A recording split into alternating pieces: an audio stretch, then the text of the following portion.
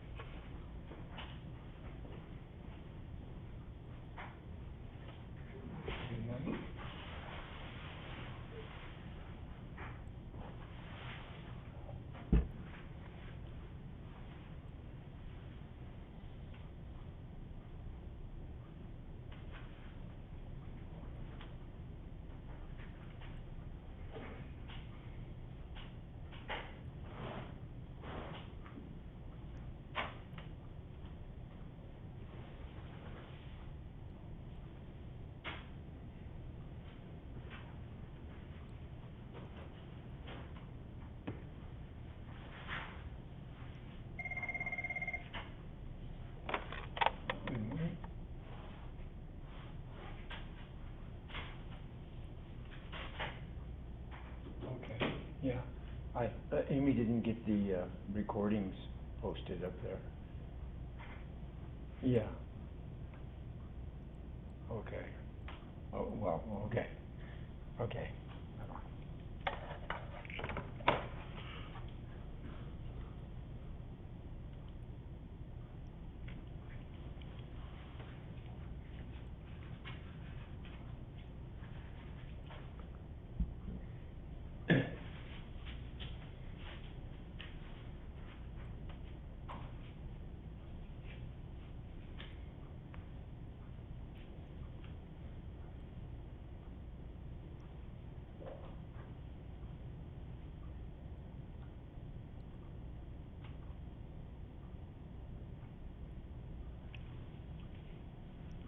We're waiting for the, she's having trouble getting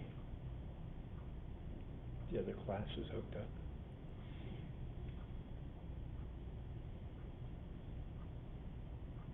What's the last thing you've got in your notes? Margaret. Okay.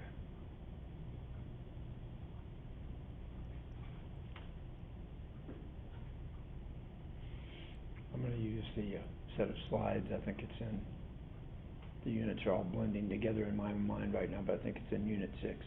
It's just the War of 1812. If you want to follow along on that. I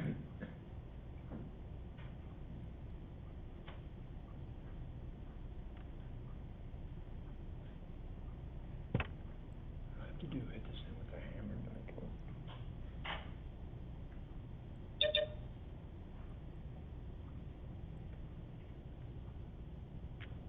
Oh, look who I got. I finally got him online. Congratulations. Everybody awake? Okay.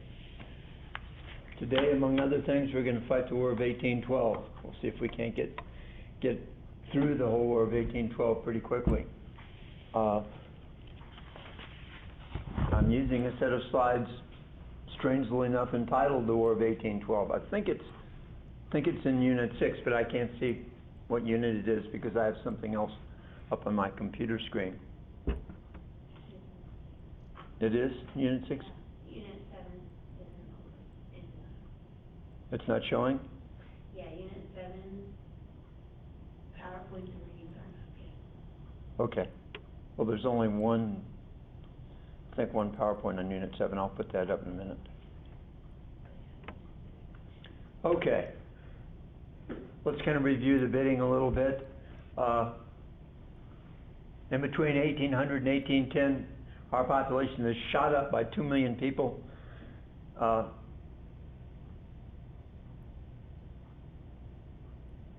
We're up to a population of 7.2 million, which isn't really all that huge either.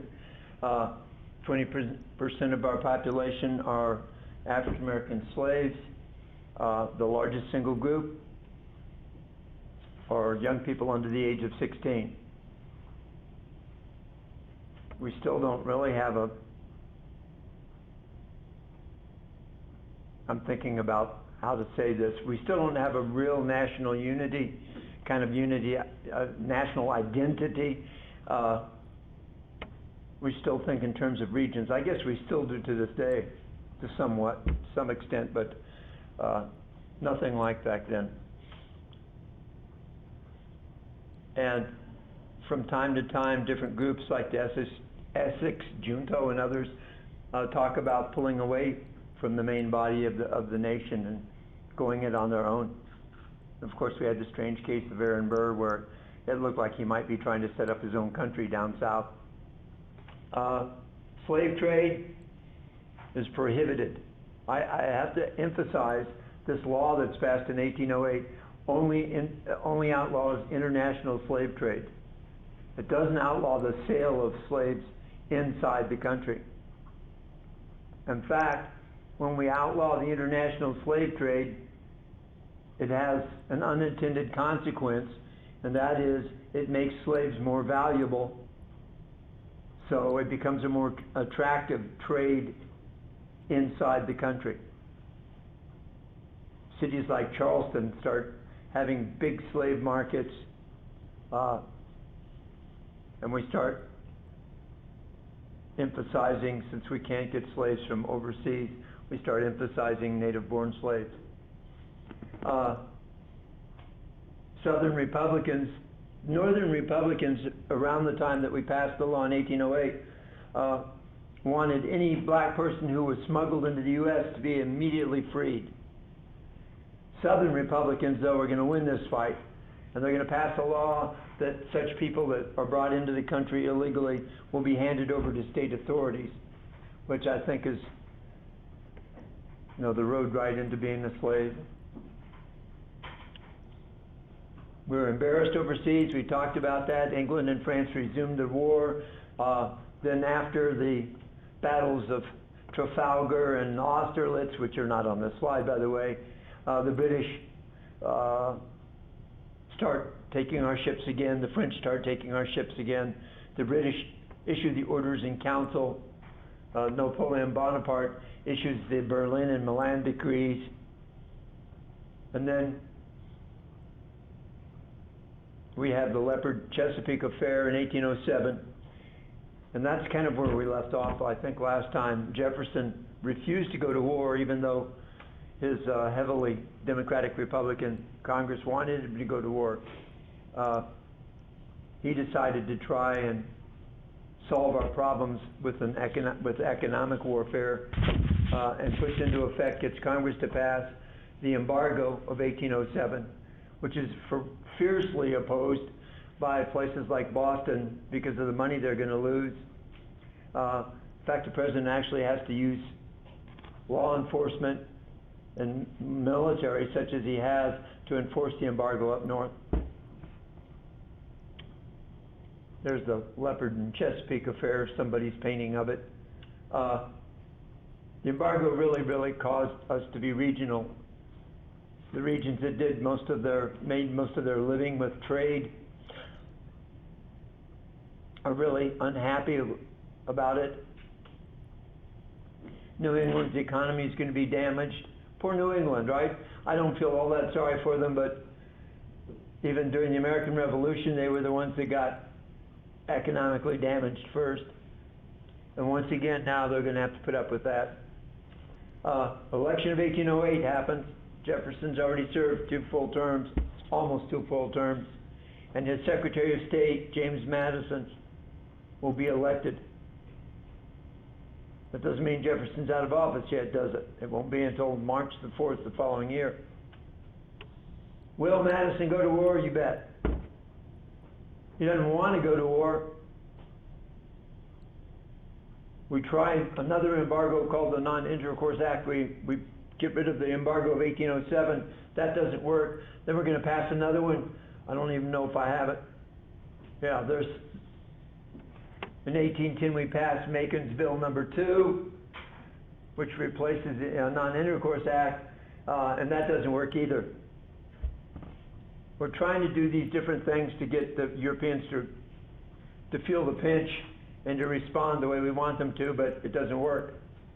Kind of like what we do right now, we're doing in the modern times, trying to embargo people that are causing trouble, and it doesn't seem to stop them from causing trouble. In 1811, we're going to have a large battle out in Indiana Territory called the Battle of Tippecanoe. I don't know if I mentioned that last time or not. Did I? Okay. You're talking about generally the Northwest Territory. You've got Indiana Territory. You've got Ohio Territory. The governor of Indiana Territory is a fellow named William Henry Harrison. And he notices that there's a town up in the northern part of his territory, up in the, not right next to the Great Lakes, but fairly close. It's a brand new town, and it's growing, and it's all Indians. They call it Prophetstown. And it's founded by two Shawnee Indians named Tecumseh and Tenskwatawa. They were brothers. Tenskwatawa was also called the Prophet, hence the name of the town. He was a millennialist. Must be Monday morning, I can't talk. He doesn't exactly promise the coming of God or anything like that, but he promises or he preaches a time when all of the Indians on the continent get together and drive the white man back into the Atlantic Ocean. His brother Tecumseh is a skilled politician, understands how white people think, how Indians think, tries to gather a coalition of Indian tribes, traveling back and forth all the way from Florida up to Canada, and he's starting to be successful. This is what worries the regional governor. And behind it all, there's some English provocateurs, I think is a good word for it, probably military officers and people like that who are giving advice to the Indians. It's not really clear what kind of advice they're giving, but it doesn't seem to be good. Tecumseh's message is, look at the Pequots and the Arragansets and the other tribes up in New England. They're all gone. They're all gone because of the white people. And he's telling all these Indians, let's get together, rise up.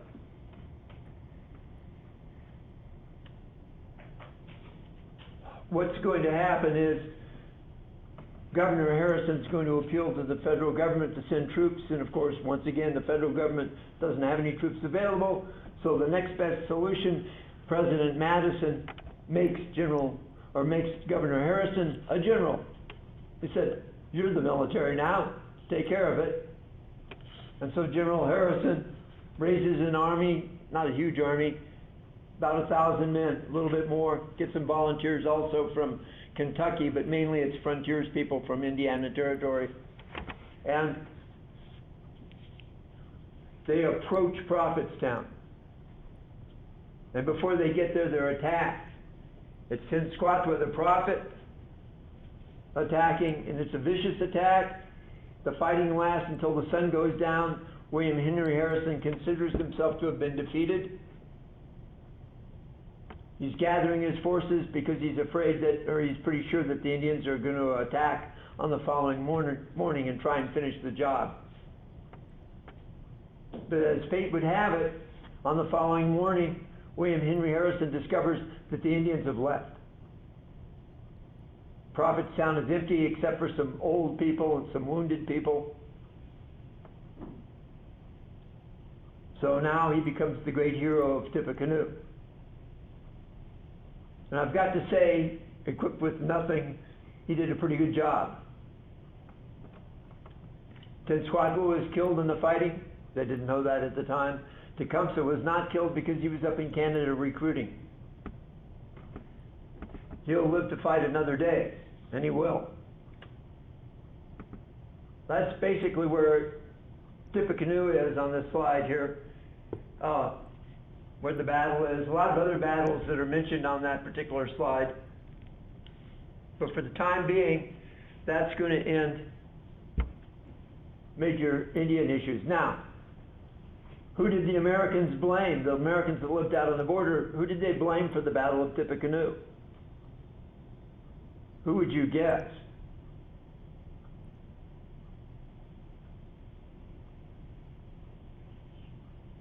The British. The British. Whether the British were totally responsible or not, the Indians were certainly willing to fight the battle. Americans blamed the British. So that just adds to the other things the British have done. For example, they're impressing our sailors. They're taking our sailors off of our commercial ships, and it's like a draft, putting them into the Royal Navy, whether they like it or not. Between 1803 and 1812, they took over 10,000 American sailors.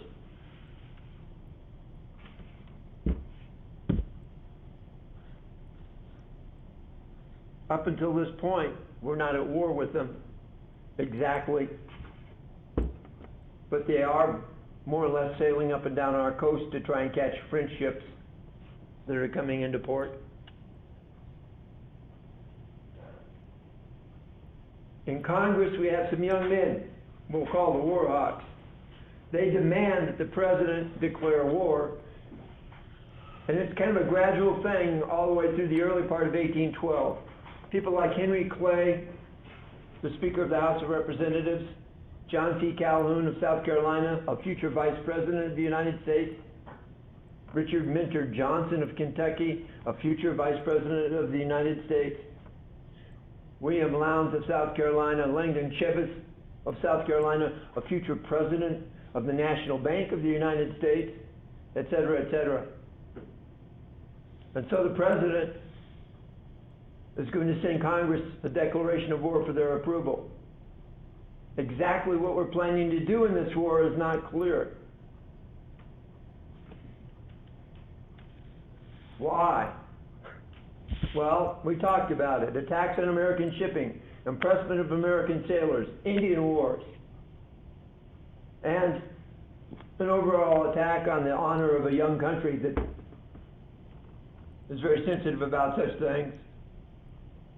And then there's another motive which is less justified than the ones above, and that's the idea that maybe through this war we can expand our territory to the north, even to the south.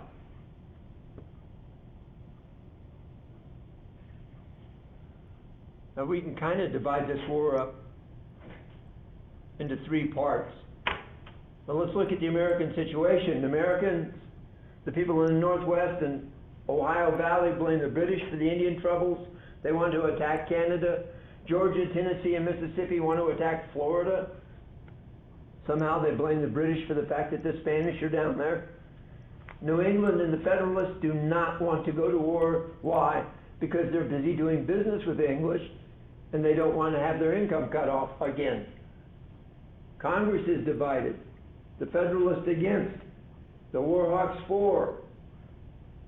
On the 4th of June, the House votes for war. On the 18th of June, to call 2 whole weeks of debate, the Senate will vote for war by 6 votes. Some Massachusetts and Connecticut shipping people keep right on doing business with the English even after we declare war.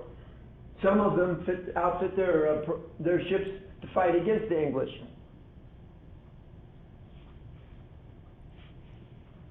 Some people, and I can't prove this one way or another, but there were stories that the Essex Junto, you remember those guys, actually cooperated with the British during the war, and they started calling them the Blue Lanterns because apparently that was supposed to be a signal every time an American cargo ship left port. They put up blue lanterns so the British ships would know to go get them. I don't know if that's a fact or not. I've read some really good historians that say it's not true, and I've read other ones who say it is true and take it for granted as just a fact. That's the way history works sometimes. The American military situation was terrible. Our entire army, 11,744 officers and men. Of them, 5,000 were brand new recruits who'd never fired a gun in anger, never been shot at. Congress tries to reorganize our supply system, our ordnance, that's weapons. They don't get the job done very well. The president is given authority to raise militia. except volunteers. Basically, our Army officers are all old veterans of the American Revolution. They're over the hill, they're fat, senile, slow. Some of them are politicians who know as much about war as some of our modern politicians do.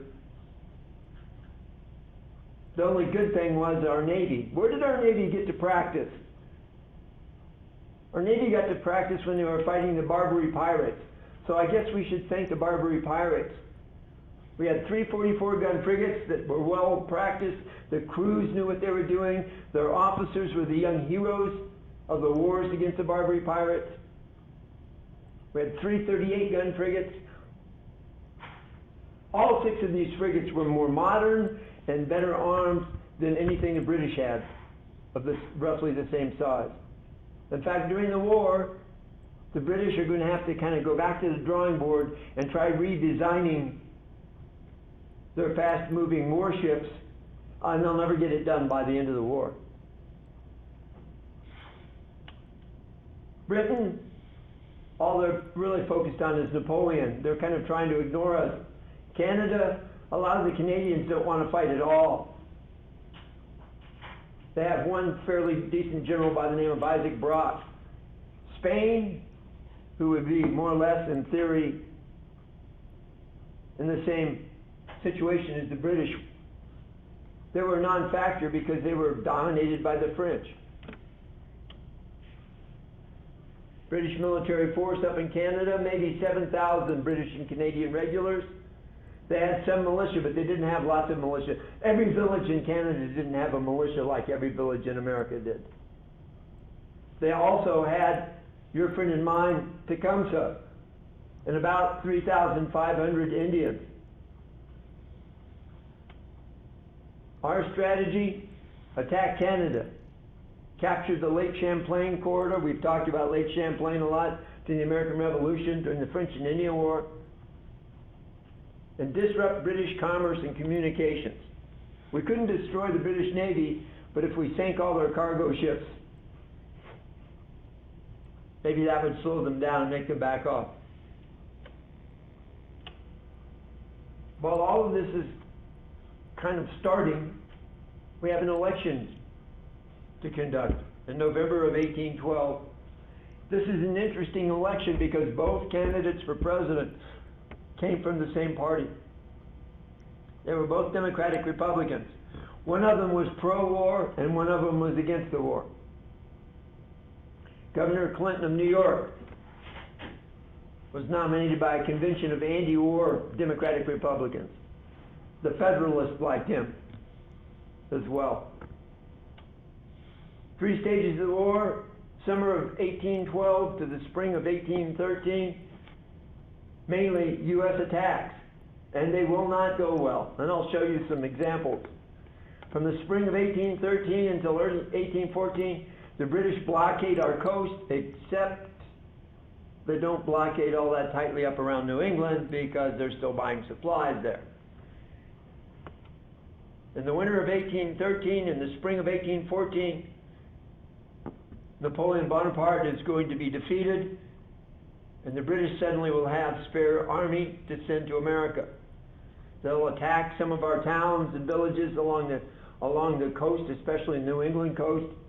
Then they'll come up with a big 3-stage attack plan. And finally, by early 1814, our army has kind of received 2 years of on-the-job training, and they're starting to learn how to fight. Northern Front, 6th of August, we lose Fort Mackinac. That's right up on the border. 15th of August, we lose Fort Dearborn. 16th of August, we lose Detroit. We attacked across the border and the British came right back at us. That's Detroit. General Hull invades, but his militia won't come along with them. They're also fighting against Tecumseh's men as well. Hull fails,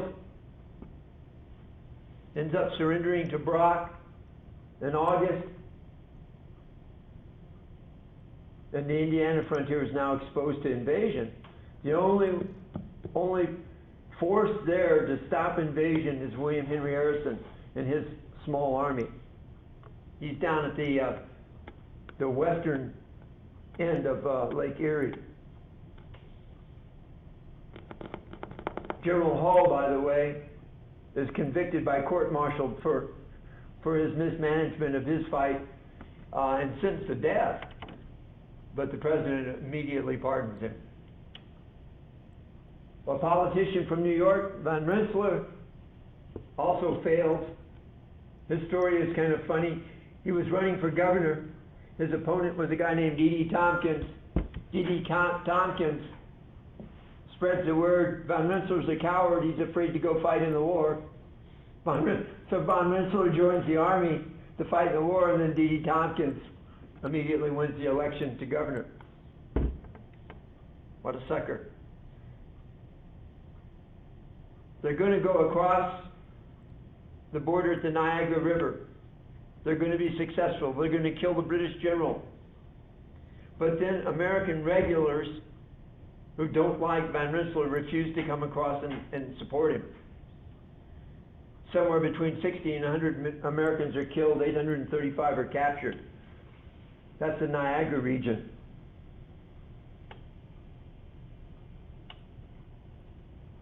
Up near where Montreal is, there's another attack. That's conducted by Major General Henry Dearborn, who was our acting Secretary of War.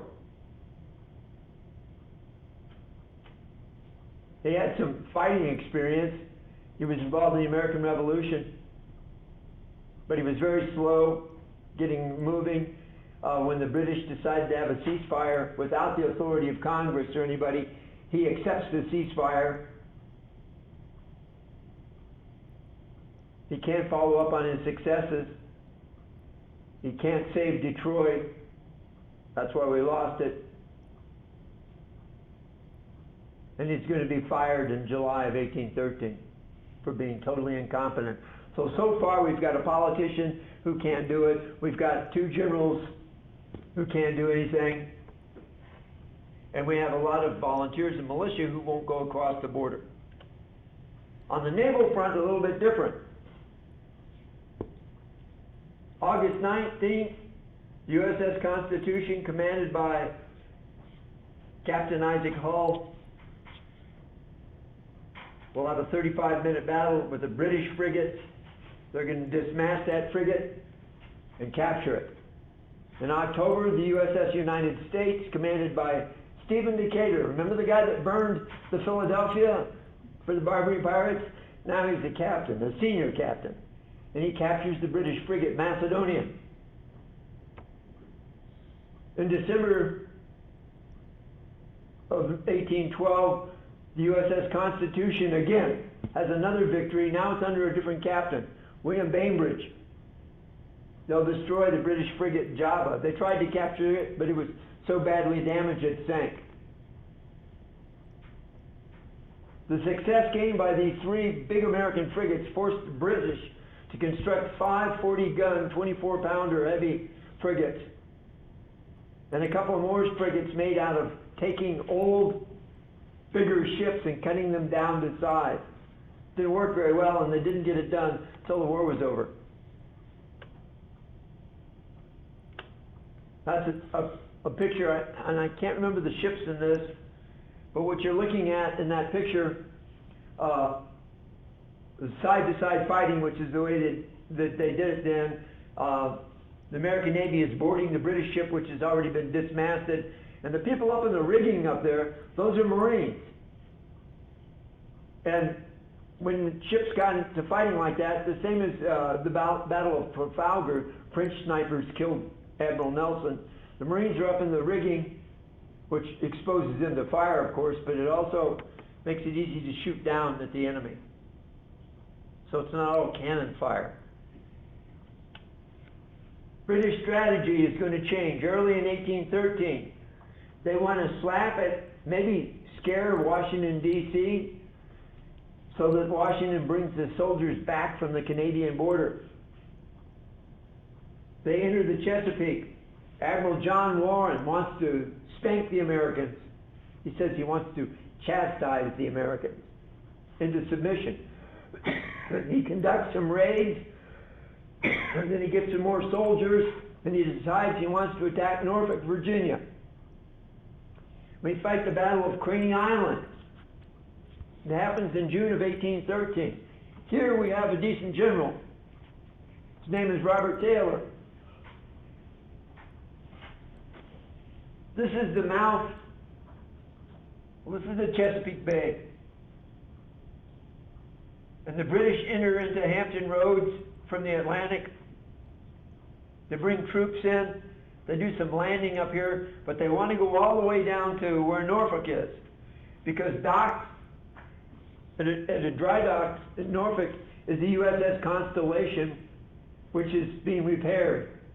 And the British want to capture that frigate. The general, the American general, let's look at the bigger version of that map.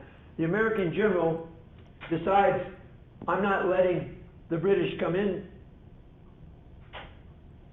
up the Elizabeth River, and what he does, first of all, he commandeers a bunch of small ships, joins them together with chains, and makes a chain barrier across the deep water leading to the shipyards, leading to Norfolk. He also puts cannons on a little sand island covered with tall grass. He establishes a fort there and puts artillery there, and you can't see it from the water. And so when the British attack, they're going to bump into that chain boom, and at the same time they're going to start firing cannons in point blank range off of that little island into the British. And basically the British give up and leave. They sail back out into the Atlantic and give up on trying to take Norfolk. Up north, we're still not doing very, very well. William Henry Harrison and James Winchester make some progress, but then they have to back up. They were trying to retake Detroit. They had to back down again, and we have what we call the Raisin River Massacre. The British captured Americans and turned them over to Tecumseh and the boys, and you can guess what happened to the Americans. So now the American military force, the only one, is down here at the base of Lake Erie. So we could get invaded pretty easily.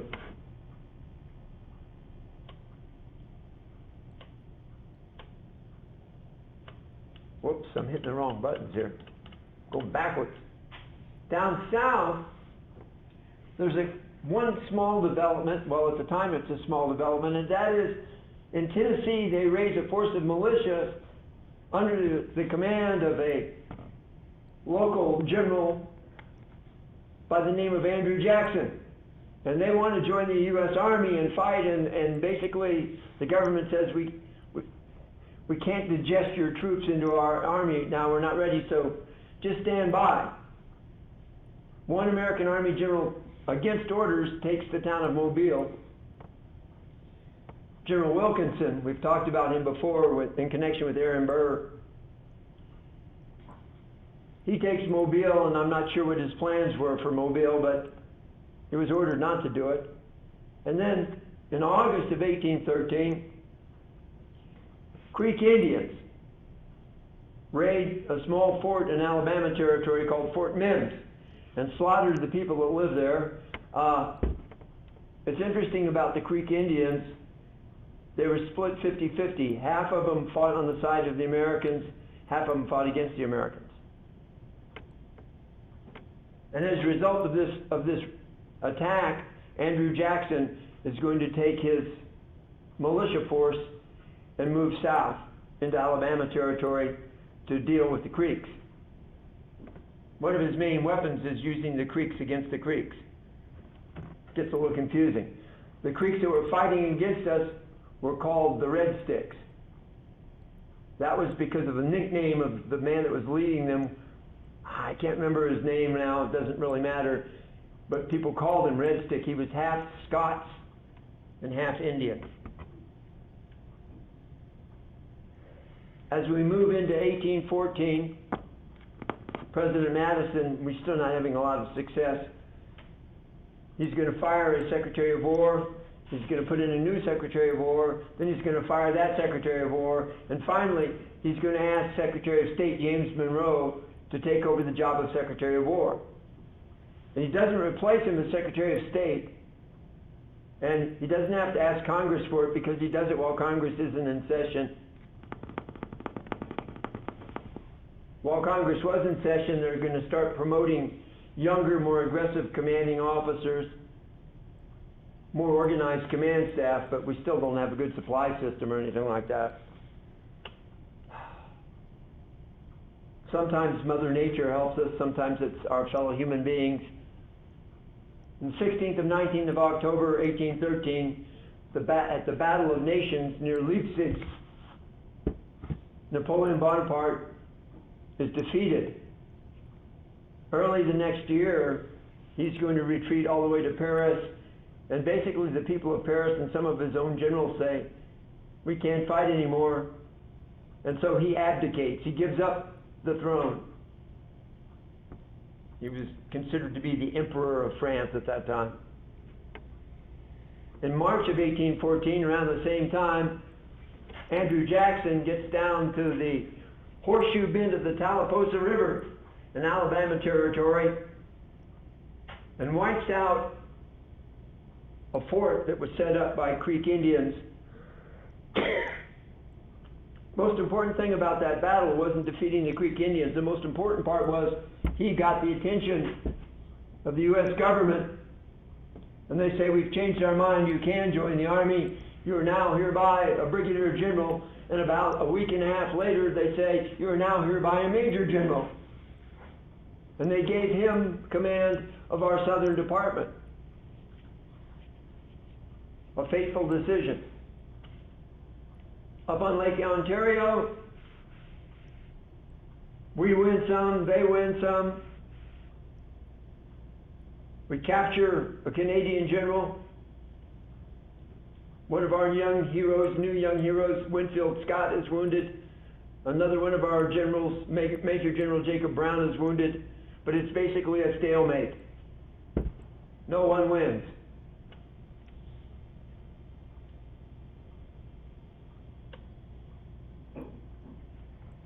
In 1814, of course, the British are coming back, and they come with a new three-pronged attack strategy.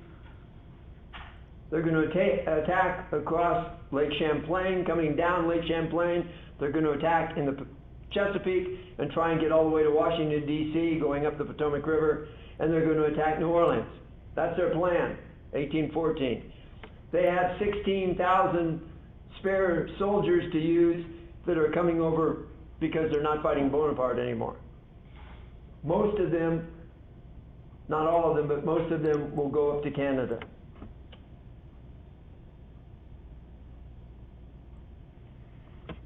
In August 19th to the 21st, the British are going to march into Washington, D.C.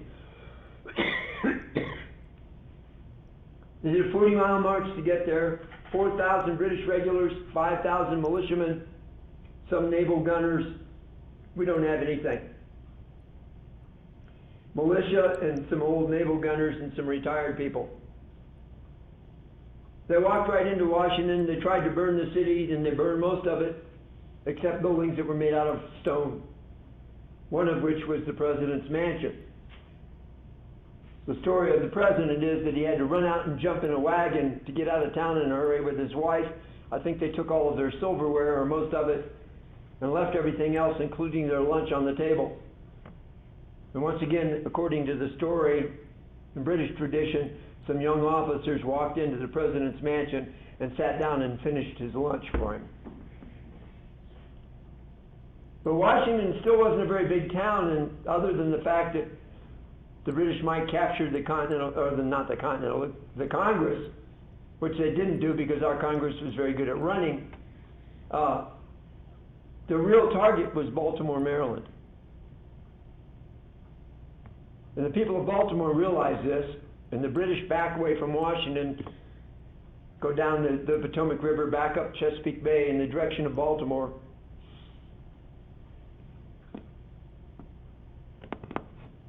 The Marylanders don't trust the U.S. Army down there because there's not that much of them, and the general that's in charge seems to be incompetent. So they tell the U.S. Army, if you want to help, you can help, but stay out of our way. They dig fortifications on one side of Maryland, the other side of Baltimore. The other side of Baltimore is the harbor area. Outside that harbor, there's an island, not as small as Creedy Island. It's a more substantial island. On it, they built an earthen fort, a fort made of dirt. In order for the British to get into Baltimore Harbor and attack with their ships, they needed to get past this island. All night long on the 13th and 14th of September, they bombarded the island, while on land, their forces were trying to attack Baltimore's fortifications. But they had to go uphill to do it, and they had to go against a lot of artillery. They were driven back on land, and they failed to destroy the fort. Fort McHenry was its name, and of course you all know about the lawyer who was standing on the deck of the British ship. Do you? He's a young lawyer, and he and some of his friends were trying to sneak across the water there, and they were captured by a British patrol ship. They were put on the flagship, the admiral's ship. They were told they were put down below decks. The young lawyer begged to be allowed to stand on deck and watch. And the British admiral told the captain to let him watch. And he watched all night long. And the following morning, he was inspired to write a poem about what he'd seen, because Fort McHenry was still there and the flag was still flying. And we all know the name of the song he wrote. It wasn't a song, it was a poem, but it was put to music. I think it was a bar song. They took the music from a bar song. But this place, that's the presidential mansion, now called the White House. It wasn't white then. The inside, all the woodwork finishing and all that was burned out. The building still stood. Eventually, they're going to go and clean it up, repair the inside, and they're going to whitewash the whole building, and you'd never guess what they started calling it from that day onward. It's still there. Same building. Okay. While all this is going on around Washington, General Prevost is up in Canada. He's planning to come south on Lake Champlain. He splits his forces. Some of them go on the water, some of them go on land, and they're going to come down to a little town called Plattsburgh. All we have there are militia and a naval force that's kind of a homemade navy. They built their own ships under a commander. The ranks then were different. They called him Master and Commander, but they called him out of courtesy Commodore Thomas MacDonough. The British had enough force to take the town of Plattsburgh. You can see it on this map. But they tried to attack first on the water. And MacDonough, instead of taking his ships out and fighting with them, chose to anchor his ships right near the harbor of Plattsburgh, so he could help Plattsburgh out with artillery fire, and he could fight the British too. And he cross-anchored his ships. Why? I mean, so the front end of the ship, the bow of the ship was anchored with an anchor that went towards the rear of the ship. And the stern of the ship was anchored with a line that went towards the front of the ship. And of course, anchor lines all go through the capstan. It's like the thing that the guys push around to raise the anchor. And ship was shot into splinters by the British. And the British sailed up and said, "Do you surrender? Let's not have any more bloodshed." And Commodore MacDonough gave the order to wind ship. They cranked on the capstan by pulling on those anchors, his ship swapped ends. And the other side of his ship was not damaged, and the cannons were loaded, and they blew the British ship out of the water. And the general decided, without the support on the water, that he couldn't go any further south, so he's going to turn around his 16,000-man force and return to Canada. So one Navy commander and a few little sloops and ships, homemade ships, turned back an army of 16,000 men. Teddy Roosevelt wrote a history of the Naval War of 1812, and he said this man was the greatest hero of the U.S. Navy all the way up to his time, to Teddy Roosevelt's time. Thomas McDonough. Peace negotiations, by the way, have been going on ever since 1812, believe it or not. In 1812, the British repealed the Orders in Council, but they didn't end impressment. The Tsar of all the Russias, who really got along with a young diplomat named John Quincy Adams and John Quincy Adams' wife, offered to mediate. The British sent some mediators over, but they're under orders not to negotiate anything, stall. And the Americans sent Albert Gallatin, one of our smartest people at the time, James Bayard, to join John Quincy Adams to help him out. They just sit around on their thumbs, on their hands for about 6 months. Then Madison sends Henry Clay and John Russell. Henry Clay, the Speaker of the House. It's a funny thing, and we'll talk about it later, but Henry Clay was this bourbon-loving, card-playing, prototypical politician from the South. John Quincy Adams was very, very proper, just like his daddy. Very well educated, spoke about 6 different languages. They were just as unlike as oil and water, but being confined together in close proximity, they got to know one another, and if they didn't like each other, they understood each other's abilities. That will have an effect on history quite a while in the future. But they didn't get anywhere with negotiations because the British didn't have the authority to negotiate. They just went. Eventually, they're going to demand things that we could never accept. We demand that they stop impressing our soldiers, stop blockading our coast, and pay damages. That's not much. The British demanded territory in New York and Maine. They want land from us in New York and Maine. They want all of our warships off the Great Lakes. I'll tell you about that.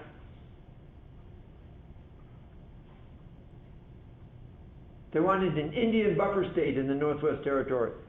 They wanted access to the Mississippi River, etc., etc. All they're doing is stalling to get good news from the war. There's one other battle. I must have skipped over it. I must not have the slide on it.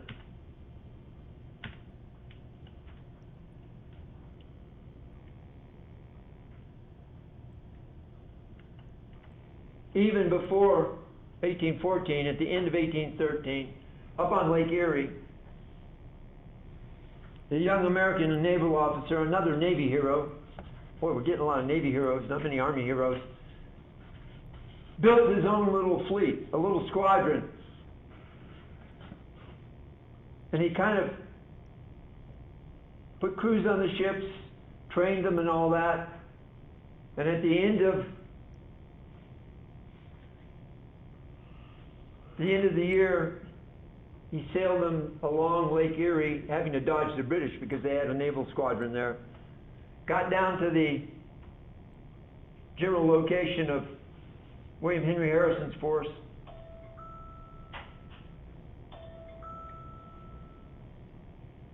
Came into contact with the British squadron in October of 1813.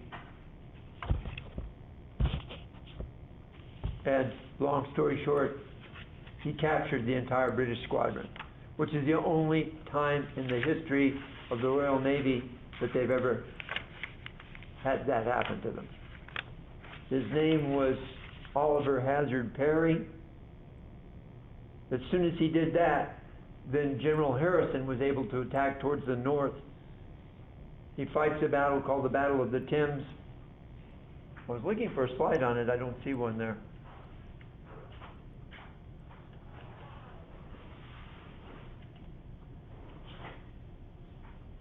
I think I skipped over it. There it is. The Battle of Perry on Lake Erie. Famous statement from him, "We have met the enemy and they are ours." And then he lists all the ships he captured. And then General Harrison's going to attack, fight the Battle of the Thames River, which is a river that connects Lake Huron and Lake Erie. And one important person is going to be killed in that battle. Tecumseh is killed in that battle, and his 3,500-man Indian force disappears into the woodworks, never to be seen again. So things are going much better in 1814, and we'll talk about the negotiations next time. So somebody remind me. We'll talk about the peace negotiations because they're interesting, and how the war ends, and we'll talk about one last battle.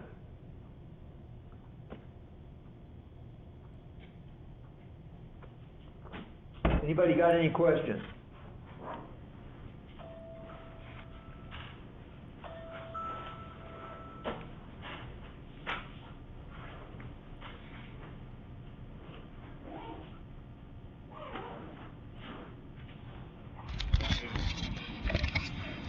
Nobody got any questions? Have a nice day. Study a little bit. It won't kill you. Professor Hyde, Yes. the Unit 7, anything isn't showing up. I'll put that up right now. You've got Unit 7, you've got a quiz and all of that. I'll put it up in about 10 minutes. Okay, thank you.